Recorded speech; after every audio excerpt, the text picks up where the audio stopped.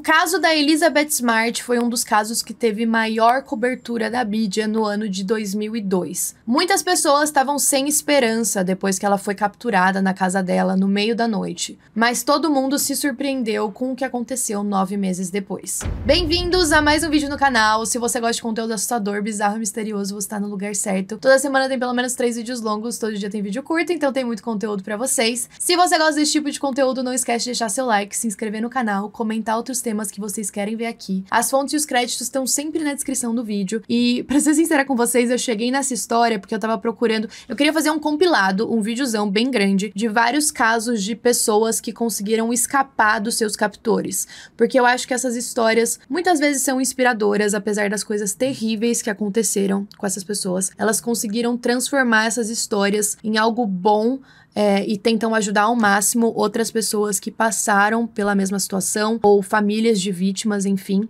Só que o caso da Elizabeth Smart é tão complexo e tão cheio de detalhes que eu decidi deixar separado em um vídeo só. Essa história foi muito divulgada e muito famosa na época, alguns de vocês já devem conhecer. Então, sem mais enrolação, bora pra história.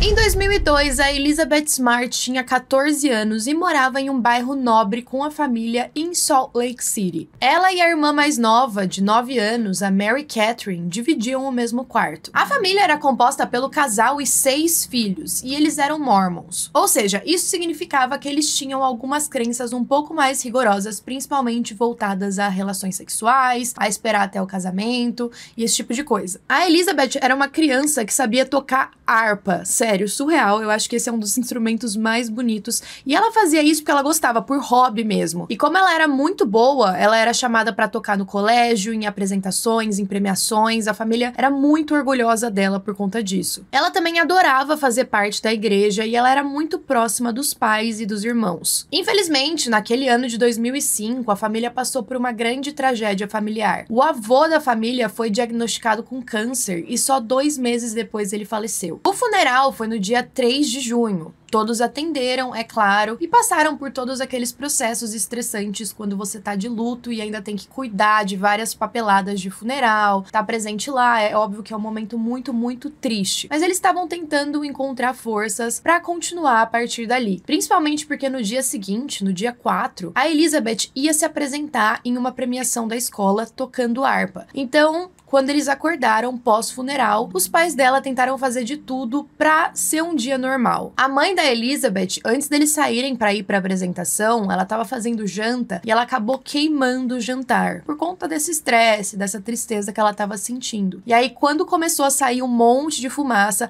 ela abriu a janela ali da cozinha pra deixar a fumaça passar. Apesar disso, deu tudo certo, todos eles foram pra cerimônia, a Elizabeth conseguiu se apresentar, eles voltaram pra casa e foram dormir. Na noite do dia 4 pro dia 5, a Elizabeth e a irmã, a Mary, deitaram na cama e ficaram lendo um livro de histórias que elas tinham o costume de ler antes de adormecer. Mal elas sabiam que o dia seguinte seria completamente diferente. Por volta das 2 horas da manhã, quando um estranho invadiu a casa, a Mary viu tudo. Ela fingiu estar dormindo enquanto via aquele homem apontando uma faca pra irmã dela e pedindo pra ela ir junto com ele. Ela conseguiu ouvir ele falando que era pra Elizabeth ficar quieta, caso contrário, ele iria machucar ela e toda a família dela. A Elizabeth, que tava meio adormecida naquele momento, acordou na hora. Agora, a Mary se lembrava de reconhecer a voz daquele homem, mas ela não lembrava de onde. Aquele homem, depois que a Elizabeth levantou, foi até com ela no armário pra ela pegar um par de sapatos. Ela tava vestindo um pijama vermelho naquele dia, e aí ele foi andando atrás dela com uma faca apontada bem nas costas dela, pra ela não fazer nenhum barulho. Agora, a Mary tava em choque. Ela não sabia o que fazer, mas ela sabia que era melhor fingir que ela tava dormindo do que levantar e correr o risco de ser sequestrada também. Afinal, ela era a única pessoa que tinha visto aquilo acontecer. Então, a preocupação da Mary, com só 9 anos de idade, não era nem ser levada junto com aquele homem, mas sim sobreviver para que ela pudesse contar pra família que a irmã dela estava sendo levada e eles poderem ir atrás dela depois.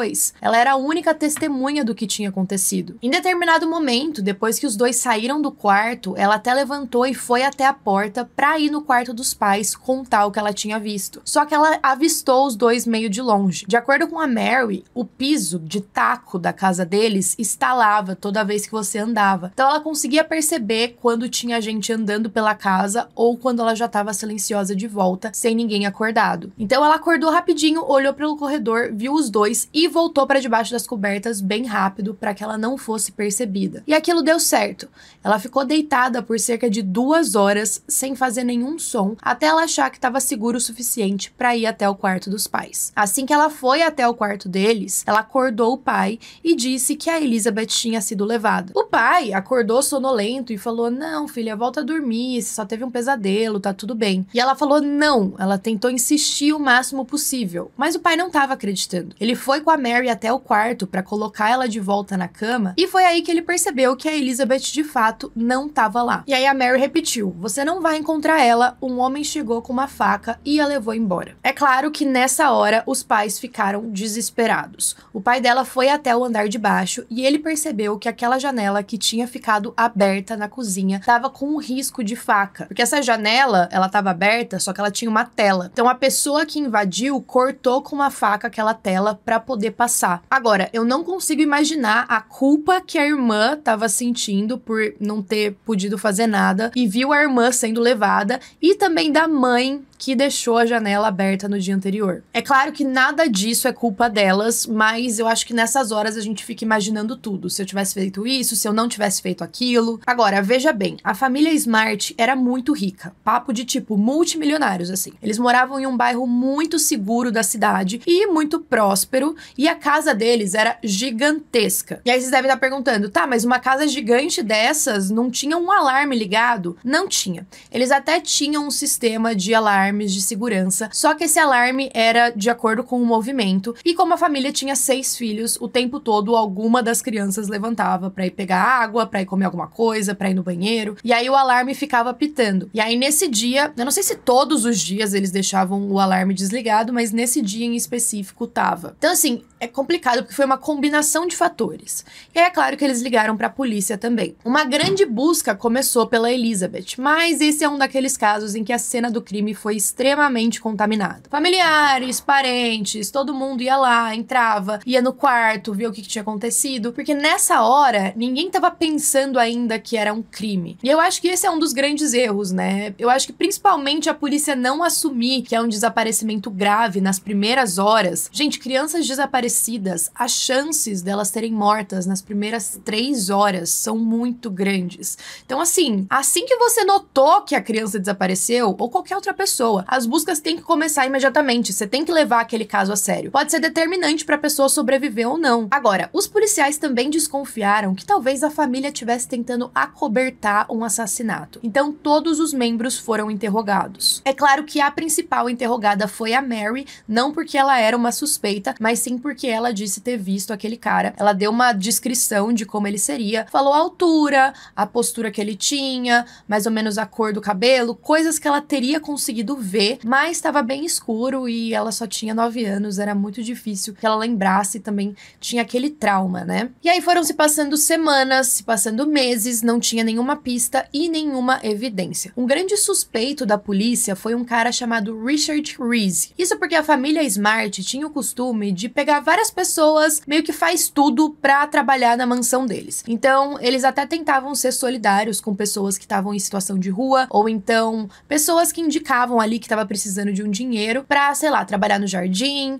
pra ajudar na faxina da casa, limpar o telhado. Então, várias pessoas ali da comunidade já tinham passado pela casa. E um desses caras foi o Richard. Quando a Mary deu a descrição mais ou menos do homem pra polícia, eles desconfiaram desse cara e eles ficaram muito focados nesse cara por um tempo. Ele já estava preso, ele foi preso 9 dias depois do desaparecimento da Elizabeth, porque ele tinha violado a liberdade condicional dele. E até foi meio triste essa parte, porque ele foi interrogado diversas vezes. Os policiais ficaram perguntando aonde que a Elizabeth estava, o que ele tinha feito com ela, e ele ficava insistindo que ele não tinha feito nada. Teve uma hora que ele estava tão em choque que estavam acusando ele daquilo, que ele começou a chorar no interrogatório. Ele falou: meu, não fui eu, imagina como seria pra vocês se tivessem te acusando de uma coisa que você não cometeu. E os policiais continuaram insistindo. O Richard continuou preso, até porque ele já estava cumprindo a prisão por outra coisa, mas depois de um tempo ele teve uma hemorragia cerebral e faleceu na prisão. Nessa hora que o Richard faleceu, a polícia estava até considerando em fechar o caso. Falou tipo, era nosso único suspeito,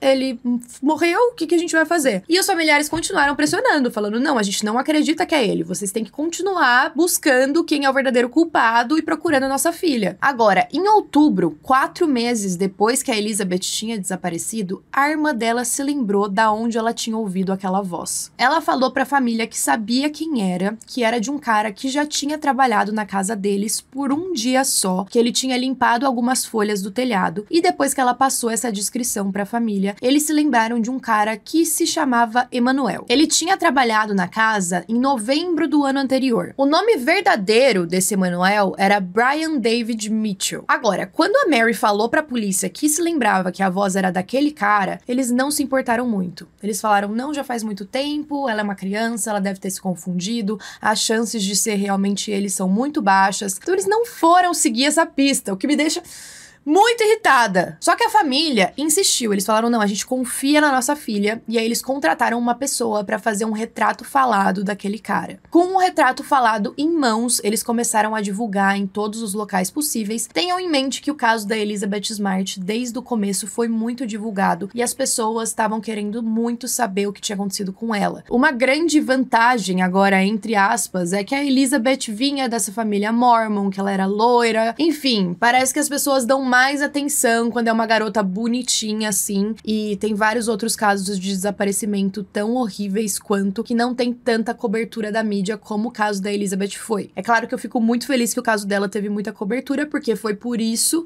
que eventualmente ela foi encontrada, mas todos os outros casos também deveriam ter a mesma atenção. Então, assim, já tava todo mundo falando muito sobre isso. Quando eles divulgaram o retrato falado, muitas pessoas tiveram acesso à imagem daquele homem. Uma das pessoas que divulgou foi um cara chamado John Walsh. Ele era apresentador do programa dos mais procurados da América, e aí ele fez um programa voltado pro caso da Elizabeth. E aí, só um dia depois que esse programa foi pro ar, agora já faziam 9 meses que a Elizabeth estava desaparecida, uma pessoa ligou pra polícia dizendo ter visto ela. Isso porque tinha um homem com 2 mulheres cobertas em um véu que estava saindo do Walmart. Assim que a polícia foi alertada, eles foram atrás. Agora, antes de eu falar o que aconteceu, vamos falar um pouquinho de quem era esse tal de Brian. O Brian também nasceu em Salt Lake City, ele tinha 5 irmãos e também veio de uma família Mormon. Muitas pessoas dizem que a história de vida dele foi muito determinante para ele escolher a Elizabeth, porque eles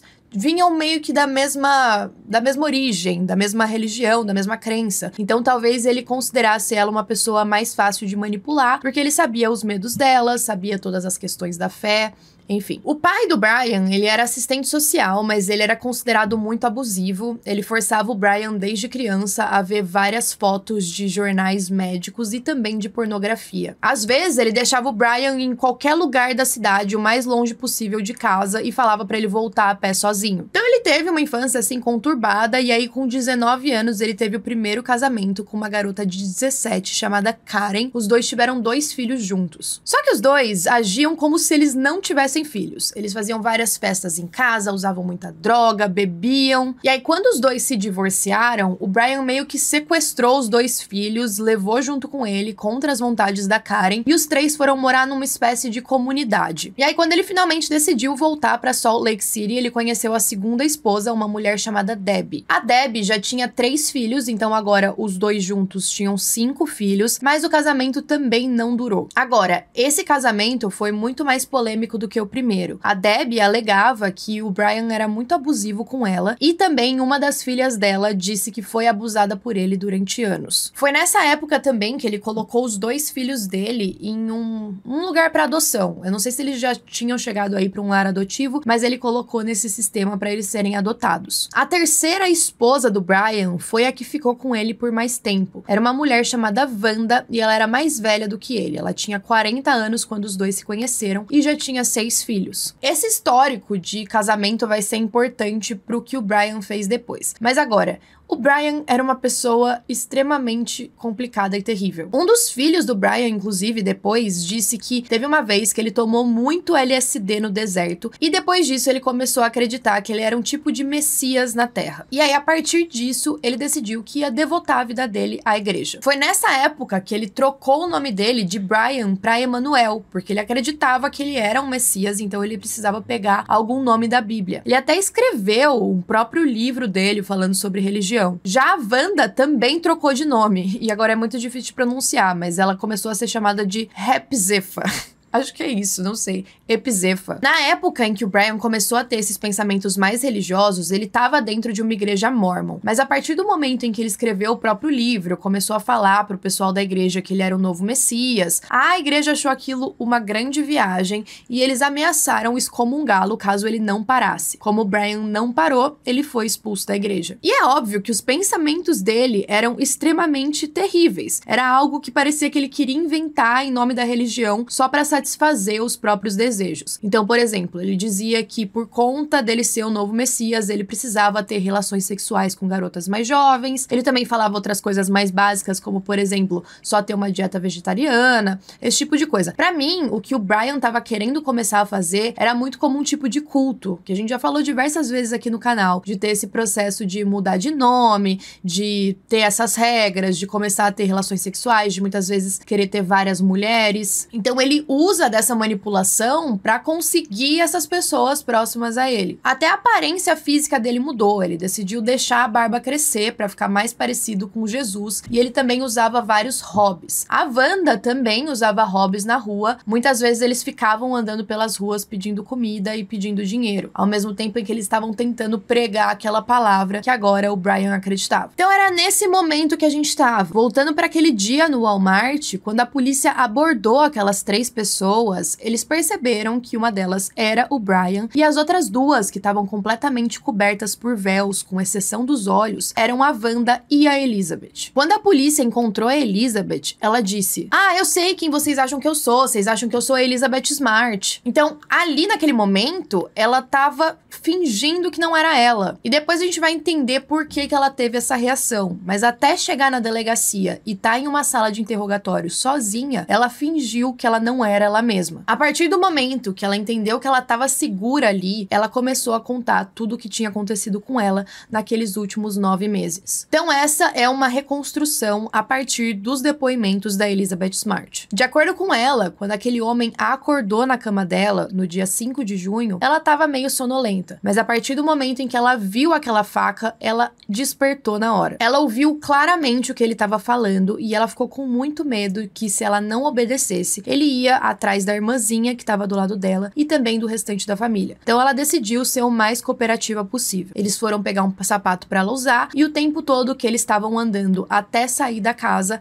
ela estava sentindo a ponta da faca nas costas. Depois que eles saíram da casa, ele a obrigou a subir um tipo de montanha que tinha atrás da casa deles e eles andaram muito. Eles praticamente fizeram uma trilha e ela não tinha noção para onde eles estavam indo. Ele também usava a faca ali nas costas para apontar a direção que ele queria que ela andasse. Então ele ficou o tempo todo atrás dela e ficava controlando para onde ela deveria virar. Quando eles finalmente chegaram no local, ela estava perdida. Ela não tinha noção de onde ela estava. Parecia que em volta dela só tinha vegetação. E aí tinha uma pequena clareira. Nessa clareira tinham algumas lonas e no meio tinha uma tenda. Na verdade, tipo uma barraca de acampamento. Dentro dessa barraca saiu uma mulher que estava usando um hobby. Nessa hora, a Elizabeth, que já estava muito aterrorizada e pensando em todos os cenários possíveis, ficou um pouco mais tranquila. Ela disse que no começo, ela começou a imaginar que ela ia ser morta e que os pais dela nunca iam descobrir o que tinha acontecido com ela. Então ela pediu pro sequestrador se ele não podia matar ela logo e deixar o corpo em um local visível para que pelo menos os pais soubessem o que tinha acontecido e não ficassem estivessem nesse desespero, pensando aonde ela poderia estar. E aí o Brian simplesmente respondeu que não ia matar ela ainda. É claro que isso só aumentou o desespero, mas quando ela viu aquela mulher saindo da barraca, ela pensou, bom, talvez eles sejam um casal que não pode ter filhos e eles queiram que eu seja meio que a filha deles. Mas ela também estava enganada. Enquanto eles preparavam as coisas ali, a Elizabeth ficou acorrentada em uma árvore. Depois ela foi levada para dentro da tenda, onde a Wanda tirou as roupas dela e começou a dar banho nela. E para Elizabeth, esse foi um dos piores momentos, porque de acordo com a religião dela, era tudo muito mais conservador. Ela se sentia muito mal de estarem vendo ela sem roupa. Então ela ficou pedindo para que ela pudesse se lavar sozinha. E aí depois de algum tempo, a Wanda acabou deixou a bucha com ela e ela terminou de se lavar. Eles também deram um hobby para ela usar, parecido com o que eles estavam usando, e eles queimaram o pijama que ela estava vestindo. Até porque em todo o caminho da casa da Elizabeth até aquela tenda, o Brian ficou preocupado deles serem vistos, porque no caminho eles já estavam ouvindo as sirenes da polícia. E aí ele falou, se alguém olhar em direção a essas montanhas e ver um pijama, um pontinho vermelho, eles vão saber que tem alguém ali. Então o pijama dela foi queimado, ela trocou para esses hobbies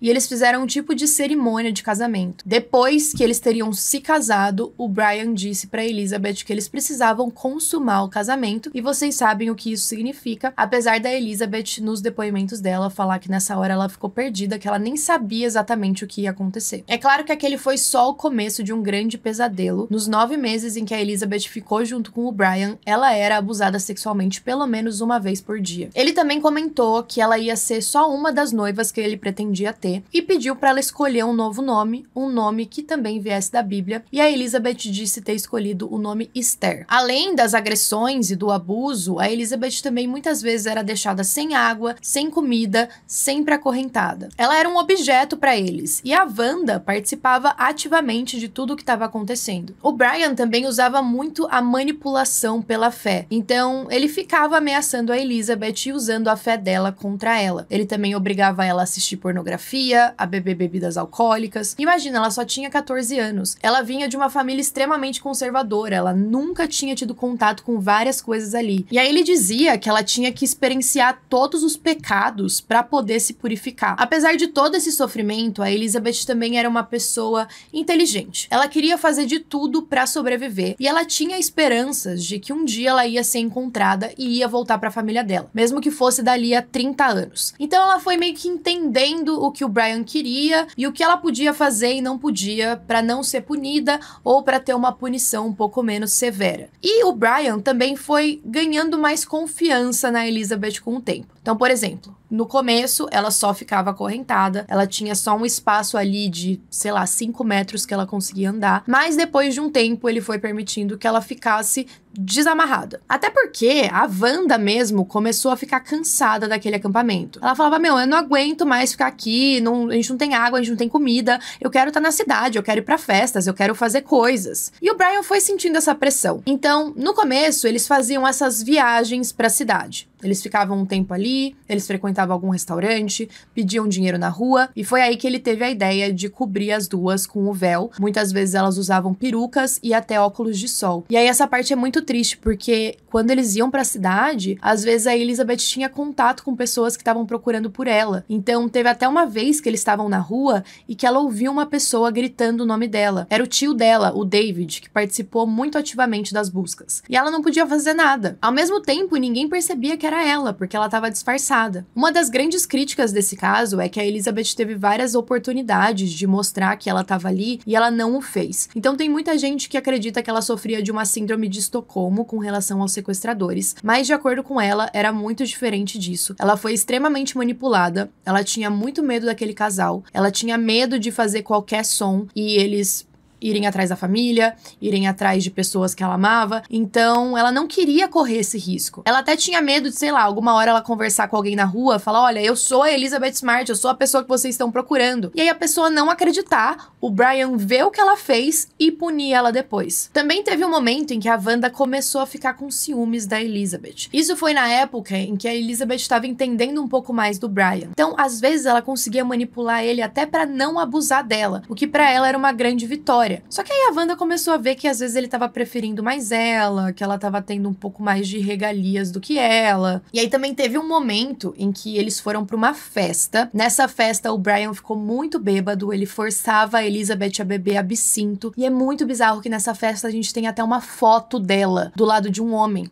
E esse homem foi entrevistado depois pra um documentário, e ele falou que achou aquela situação muito bizarra. Só que ele não achou que ela tava sendo sequestrada ou que ela era a Elizabeth Smart. Ele só achou que ela era casada com um homem muito abusivo, e ele teria até puxado ela de lado e falado: meu, esse cara não é pra você deveria fugir, você deveria ir embora. A Elizabeth, de novo, não se revelou pra ele, e aí, quando ele deu o depoimento falando do que aconteceu, ele até chorou. Ele falou: meu, eu tenho filhas, eu me senti muito mal, eu poderia ter feito alguma coisa, mas não tinha como ele saber, e os dois não passavam a impressão de que estavam sequestrando uma garota. Parecia que ela só tava numa comunidade muito religiosa e tava junto com esse cara que meio que mandava nela. Algum tempo depois, os três foram pra uma biblioteca da cidade. E aí uma das pessoas também desconfiou que poderia ser a Elizabeth ali. Eles até entraram em contato com um detetive de homicídios que encontrou eles nessa biblioteca. Nessa hora, a Elizabeth ficou muito esperançosa. Ela ficou tipo: por favor, faz várias perguntas, a gente vai conseguir, eu vou conseguir ser libertada. E aí, quando esse detetive chegou, teve um momento em que o Brian foi no banheiro, e aí ele ficou conversando com as duas mulheres sozinho. E aí a Wanda ficou segurando na coxa da Elizabeth, tipo, apertando mesmo, meio que pra mostrar, tipo, se você falar alguma coisa, você já sabe. E aí ele ficou fazendo perguntas,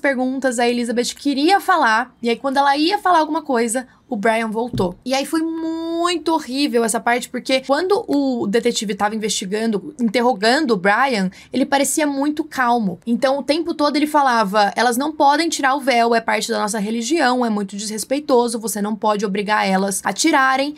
E aí o próprio detetive se sentiu pressionado. Ele falou: tá, e se eu tiver errado? E se não for a Elizabeth? Eu não posso exigir que eles tirem esse véu como parte da religião. Então, depois que o Brian foi interrogado por 15 minutos, parecendo extremamente calmo, o detetive simplesmente foi embora. Depois de algum tempo também, o Brian começou a planejar o próximo sequestro, e ele falou pra Elizabeth que seria a prima dela, uma garota chamada Olivia, que também só tinha 14 anos. Isso aconteceu bem antes, tá? Foi no dia mais ou menos 24 de julho, então fazia um pouco mais de um mês que a Elizabeth estava sequestrada, e aí ele foi até a casa da Olivia. Ele chegou com aquele mesmo modus operandi, ele também estava segurando uma faca, e ele também cortou a tela da janela. Só que nessa hora que ele cortou a tela, ele derrubou alguns porta-retratos e fez muito barulho. A mãe da Olivia acordou e ela conseguiu ir descer as escadas e ver ele ali na janela de longe. Ela viu que tinha uma pessoa ali, e aí ela começou a gritar. No que ela começou a gritar, o Brian fugiu, e aí ela ligou pra polícia, contou o que tinha acontecido e eles foram até lá. E ela falou: olha, a gente é da família da Elizabeth Smart, a gente acredita que possa ter alguma relação, pode ser o mesmo cara. Mas a polícia não acreditou. Eles acharam que era só alguém do público fazendo uma piadinha de mau gosto. Ah, tenham em mente que nesses meses que a Elizabeth ficou desaparecida, muitas pessoas do público desconfiaram da família. Eles acharam que eles estavam acobertando alguma coisa, muita gente não tava levando a sério, achando tudo aquilo uma palhaçada. Tiveram alguns momentos também que a Elizabeth contou que tentou fugir, principalmente num dia em que o Brian tava muito bêbado, então ela acreditou que ela ia conseguir correr. Só que aí a Wanda capturou ela de volta e nesse dia ela foi espancada. Cerca de 4 meses depois do sequestro, a Elizabeth estava tão cansada que ela mesma começou a pedir álcool pro casal. Ela queria estar num estado assim de não saber o que estava acontecendo. Nas visitas que eles faziam na cidade também, isso ajudava a Elizabeth a se manter esperançosa, porque ela via jornais e algumas notícias dizendo que a família ainda estava procurando por ela. Agora, em determinado momento, o Brian entrou para a lista de suspeitos da polícia. Isso porque ele era um dos caras que já tinha trabalhado na casa e ele tinha um histórico criminal. Ele já tinha invadido uma farmácia e aí ele atirou em um policial. Durante esses 9 meses, eles não ficaram o tempo todo em Salt Lake City. Teve um momento em que eles foram pra Califórnia, mas a Elizabeth começou a tentar bolar um plano pra eles voltarem pra cidade, porque ela sabia que quanto mais próxima ela tivesse, mais chance ela teria de ser encontrada. Afinal, se eles fossem se afastando da cidade, menos pessoas iam estar falando sobre ela e também ia ter menos chance dela ser reconhecida. E aí ela sabia já como manipular o Brian. Ela falou que Deus estava falando com ela, que eles deveriam voltar pra cidade, e o Brian acreditou. Ele falou: bom, Se Deus tá falando com você, é isso que a gente tem que fazer. E aí parece que tudo coincidiu de uma forma muito bizarra. Teve até um momento no depoimento da Elizabeth que ela fala que o Brian, ele tinha ficado um tempo fora do acampamento. E aí ela ficou acorrentada lá, sem água e sem comida, e ela tava sentindo tanta sede que ela achou que ela ia morrer naquele dia. E aí ela até tinha pensado, tá, se eu morrer agora, o que eu vivi até hoje valeu, eu só espero que meus pais, minha família saibam o que aconteceu comigo. Ela tava bem sem esperanças, mas ela começou a rezar, e ela disse que nesse dia começou a chover e ela conseguiu beber um pouquinho de água da chuva e ela entendeu aquilo como um sinal pra ela continuar. No mesmo momento em que eles estavam pegando caronas pra voltar pra Salt Lake City, foi a mesma hora em que estavam divulgando o retrato falado do Brian. Por isso que eu falei que parece que tudo coincidiu assim no momento certo. Tanto a família do Brian quanto da Wanda também já tinham reconhecido os dois pelas notícias e já tinham ido pra polícia falando que eles acreditavam que os dois tinham sido os captores, porque eles não viam eles há algum tempo. E é claro, como eu já mencionei, eles foram capturados saindo daquele Walmart. Depois que a Elizabeth deu esse depoimento, ela foi pra casa e os familiares decidiram meio que privar ela de toda aquela mídia, para ela poder ficar em casa e receber toda a ajuda que ela precisava. O público tinha muitas opiniões, eles diziam que ela precisava de terapeutas e ela eventualmente se consultou com alguns, mas de acordo com ela, o que ajudou a curar mesmo foi a própria família. A Elizabeth, depois de algum tempo, ela fez um TED Talks que é muito inspirador. E aí nesse TED Talks, ela fala de algo que a mãe dela disse pra ela. Ela falou que a mãe disse que o Brian, aquele cara terrível, tinha privado ela de 9 meses da vida dela, que foram os 9 meses mais terríveis que ela viveu, mas que a maior punição pra ele seria ela seguir a própria vida e ser feliz, pra ela não passar nem mais um segundo mal pelo que ele tinha feito por ela. E ela disse que foi isso que ela fez. O Brian, agora preso, tentou de tudo pra se fingir de louco. Então ele fingia ser um doido maluco por religião para que ele não pudesse ir para julgamento. Então ele queria alegar que ele tinha algum tipo de doença mental. Ele culpava tanto a Bíblia quanto a fé pelo que ele tinha feito e era muito difícil conseguir respostas dele. Teve um processo de muitos anos até o Brian ser preso de fato. Ele passou por diversas avaliações psicológicas. No julgamento de 2003, por exemplo, o juiz determinou que o Brian sofria de psicose. Por conta disso, ele foi para um hospital psiquiátrico, ele ficou internado lá de 2005 a 2008, mas todos os funcionários desse hospital diziam que quando ele tava lá, ele tava perfeitamente bem. Ele só se fazia de louco quando ele tava ali na frente dos policiais mesmo. A Wanda se declarou culpada, ela recebeu uma pena de só 10 anos, ela já tá solta hoje. Inclusive, ela se envolveu em algumas polêmicas depois de ter sido solta, porque ela foi morar perto de uma escola infantil. O julgamento do Brian se arrastou tanto que, por fim, a Elizabeth decidiu testemunhar contra ele. Ela falou que ele era inteligente e articulado, malvado, perverso e manipulador e que tudo aquilo que ele estava fazendo era só um ato. O julgamento finalmente aconteceu só em 2010 e aí ele foi sentenciado à prisão perpétua sem possibilidade de liberdade condicional. Agora, a Elizabeth se tornou uma pessoa muito inspiradora depois do que aconteceu com ela. Depois de falar de todos aqueles horrores, ela mostra uma história de perseverança,